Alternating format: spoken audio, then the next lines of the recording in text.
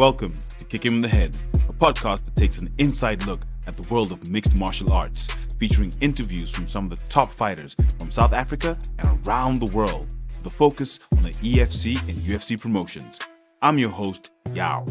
Join us as we delve deep into the techniques, strategies, and mindsets of these world-class athletes, learning from their experiences and getting insights into what it takes to succeed in the toughest sport on earth.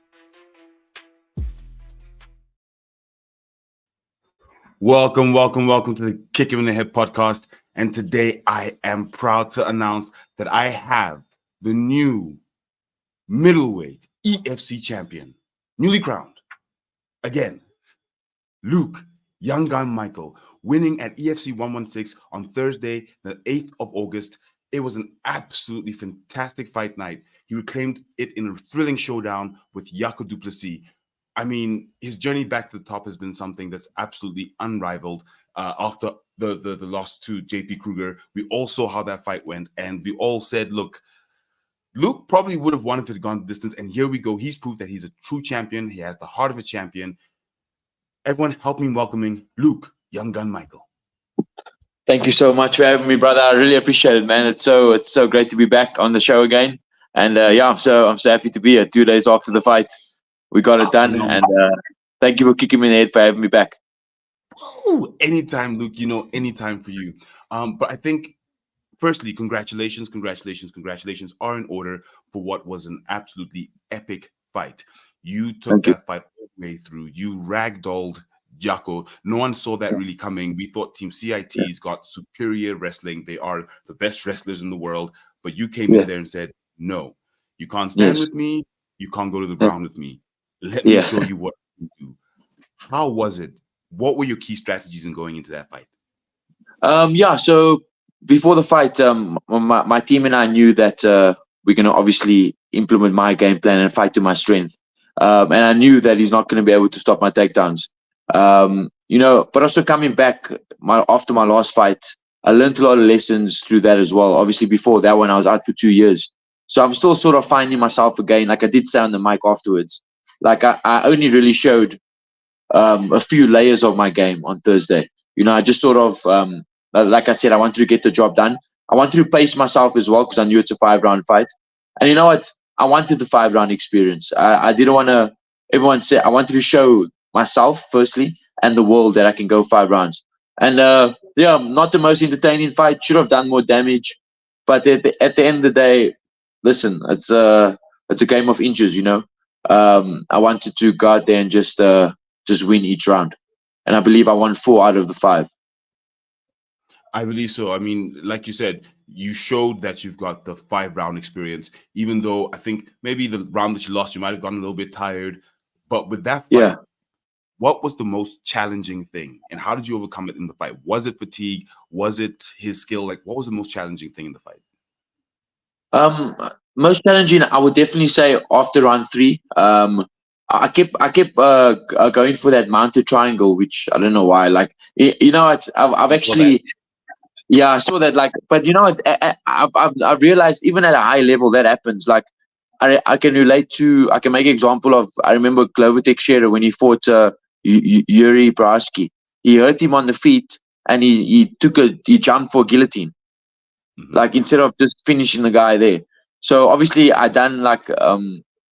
went for the mounted triangle and wasn't working. I kept trying it. Not the smartest thing to do, but I thought I could get it. I got a win like that against Kenna a few years ago, Rodrigo Kenna. So I thought I could get it. But that put me in a terrible position in round 3. Like round 1 and 2, he also reversed, but I was able to come back. So round 3, I tried again, and he capitalized on that moment. So that was a challenging position when I was on my knees and he was landing strikes. But I knew I was still fine, and I sort of, because it was my first 5-round fight, I sort of did take a break there as well. Not the best idea, but I knew I still got 2 rounds to go. So yeah, man, the end of round 3 was hard, but I knew I was ready to up, and I knew I had to get 4 and 5, which I did. But it was tough. Yeah, I mean, still got some scars here, but we got it done. I'm happy, man. So he's a tough guy, but like I said before, these just levels. I've been doing this much longer, and and that's just the reality.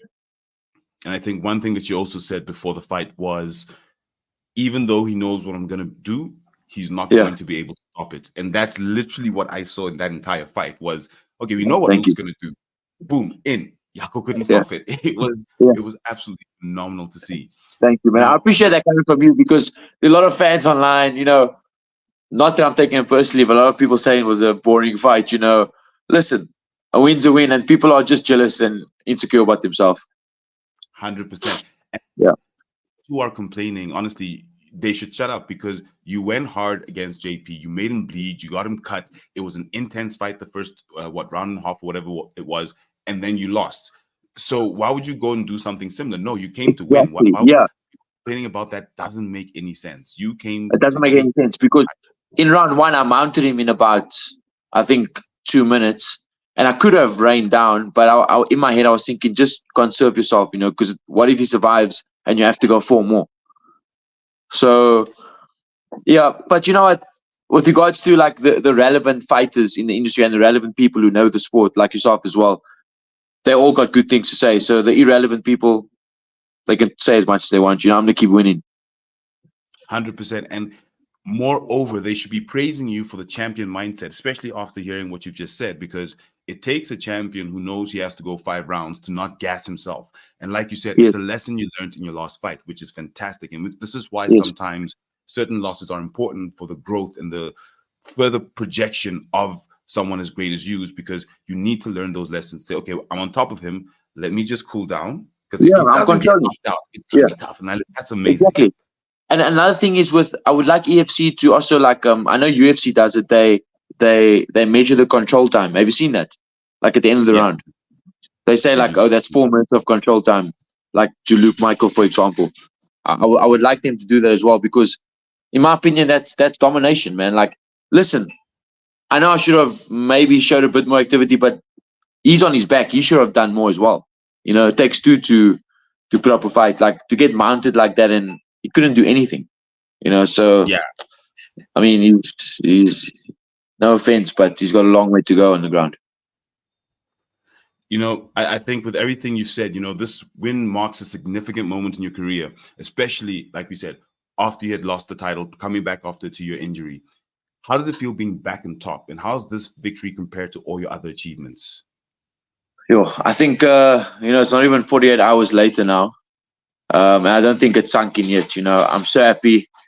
I'm so blessed. I'm grateful. I'm on top of the world, man. Like, really, it was the greatest moment of my life. Like when they announced I won, and like I said, it's still settling in. But and especially the adversity I faced 4 months ago, with losing my belt in that fashion, like getting submitted and forcing to tap out. That was hard to come back from. But all stars align, and obviously all God's plan. I got the opportunity to fight Jaku after JP retired, and it's obviously meant to be. I'm meant to be in the sport, and the best is yet to come. The best is yet to come. And shout out to listen to this in the chat. Congratulations, Luke. You deserve this win. As they say, 100%. You definitely deserve this win. You worked hard for it. You worked really hard. We've seen all the work you put in over a few months, mentally, physically. And as a fan, very happy, very proud of you for having made it. I appreciate the support. Thank you. So, as a champion, what are your plans moving forward? We know that Graham and the EFC have their plans. We know that you're about to fight Blam B. Yeah. The one and only Blam B, Shadrach and Silva. What are your plans? When do you think that fight's gonna happen? Is it already set? Is an EFC set for that fight? Or are you still waiting to hear and you're taking a bit of a break after this? I mean, you both just fought 2 days ago, so you guys both need a bit of time to heal up. So what are the plans there?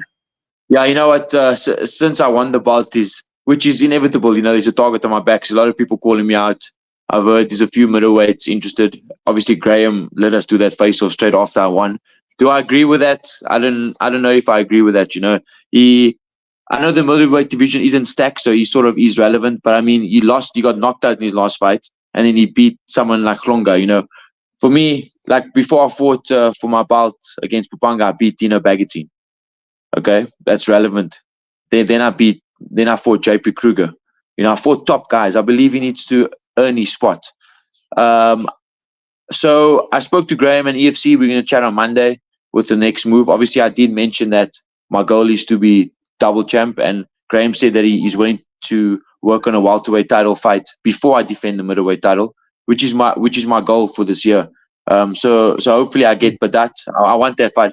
I'm not a big middleweight at all, But like Graham said at the press conference, the fact that I'm still able to do these to big guys, maul them on the ground, 4 rounds out of 5, it shows who I am, and imagine what I'll do at my natural division. So no, the Blamby fight's not confirmed. Yeah, he doesn't interest me right now. I want to be double champ, and then afterwards, if he's still winning, I'll defend against him gladly. That's fantastic. I'm also a big fan of Blamby. We were at his EFC Engaged episode, but I do hear your point that there needs to be maybe one more fight in there before he gets the title shot. That makes sense. I'm sure he's not going to be happy with that. I think we speak to him later today, so we'll hear what he has to say about that.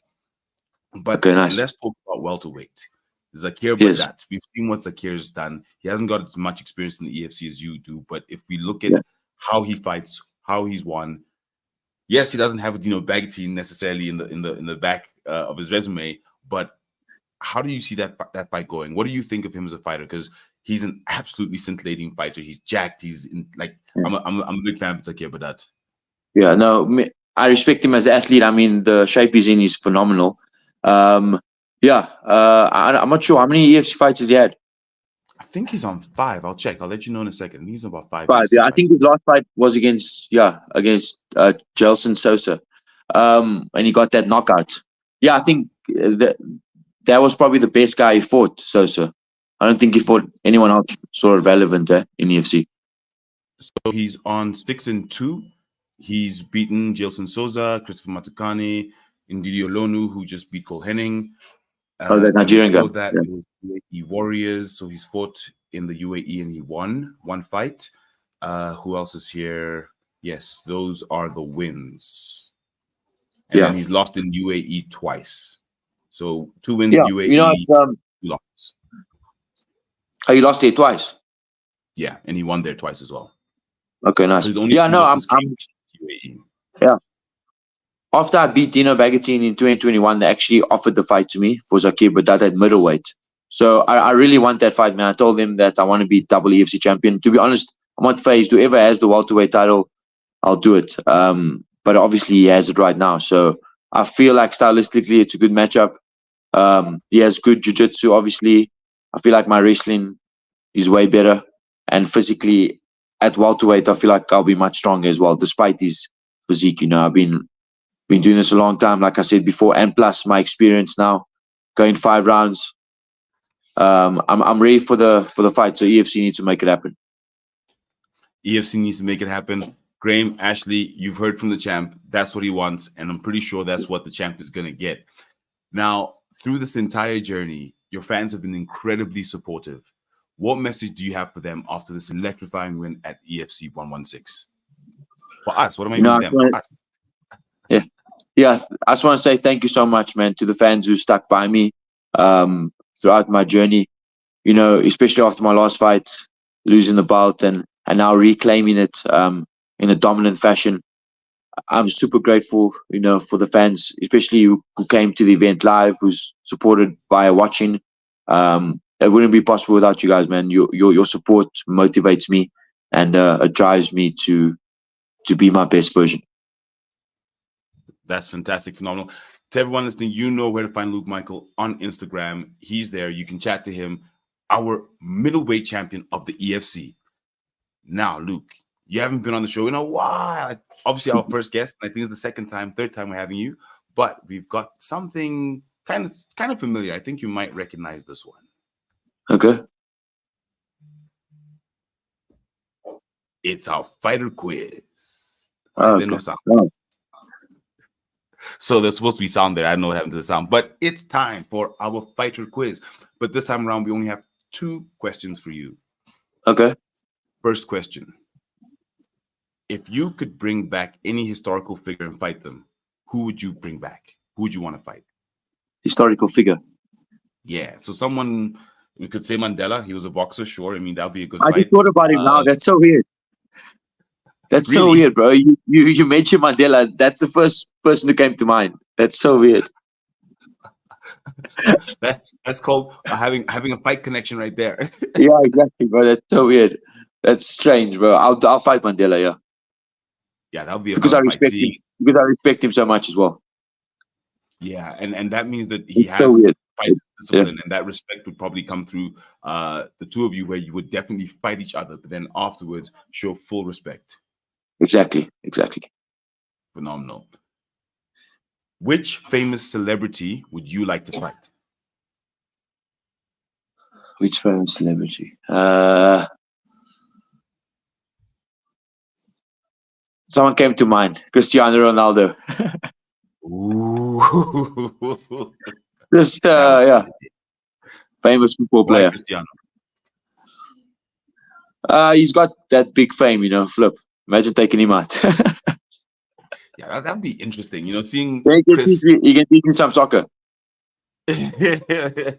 You can trade one for one. Yeah, exactly. Phenomenal. So those are the only two questions in the fighter quiz for this week. Okay. But before we end the show, you're obviously supposed to go up against Blamby, and you have spoken on how you feel about that fight happening. But if it does go ahead, what words do you have for him? If it does go ahead. Yes. Yeah, like I think it's similar words to what I told Yaku. And I told Blamby this at the press conference too. Listen, the sport is about time in the game, you got to spend time in the game. It's rare when he's someone who just has a few fights and he just goes out there and smashes guys who's been in the game for a long time. I've been training for years, and my best performances are yet to come. So these guys, they need to spend more time in the game, and also they need to respect the people who has time in the game, especially if we're still the same age. If I'm like old, like late 30s and 40s, and then you sort of washed up, but I'm 29 years old. I've been training as long as I can remember. He's not on my level. That's just the reality. He's disrespectful and he's not on my level. Like I said, I got loads of respect for his coach, Chris Bright. But this guy's not on my level. I said to Yaku too, they need to humble themselves and just work. There's a lot of kids coming up nowadays, and I think Iga Gabesa also mentioned this. They're delusional. They are delusional because the sport's growing, MMA is growing, especially with drinkers. They're like, oh, I can fight. I can call for a title shot there. No, bro, relax. You have to earn it. You have to put the time in the game and earn it. So yeah, those are my words to him. Keep going and beat someone relevant before you want to come for me. You heard it here from the champ himself, Luke Young Gun Michael. Luke, tell us where everyone can find you on the socials if they wanted to reach out to you, and if there's any other contacts or anywhere else you'd like for them to contact you. Yeah, thank you so much, brother. Yeah, fans can reach out to me, Luke Michael MMA on Instagram, Luke Michael MMA on Twitter, and Luke Michael on Facebook. And yeah, if you're in Cape Town, come through, check out my gym, and we'll have a session together as well. I haven't been to Cape Town since you opened the PI. The next time, hopefully I'll be in Cape Town soon. Next time I'm in Cape Town, I will definitely come to the PI. Please, brother. When last were you in Cape Town? February last year, I think. Yeah, so it was just before. I think I opened like March. We done an interview. That was the expo, right? Yes, it was the expo. Yeah, yes, it was the expo. Right. Yeah. Wow. So it's just before you opened the PI. Yeah, definitely. Keep me posted, brother. Okay, for sure. To everyone listening, don't forget to like, comment, and subscribe. All of Luke's handles, as he just said, at Head Kick Pod for us. Kick him in the head on all platforms. You know where to find us. Luke, as always, can we get a nice, big, loud kick him in the head from you? Yeah. Kick him in the head. That's right. To everyone listening, salute. We're out. Thanks, brother. Don't forget to comment, like, subscribe. Let's go, baby.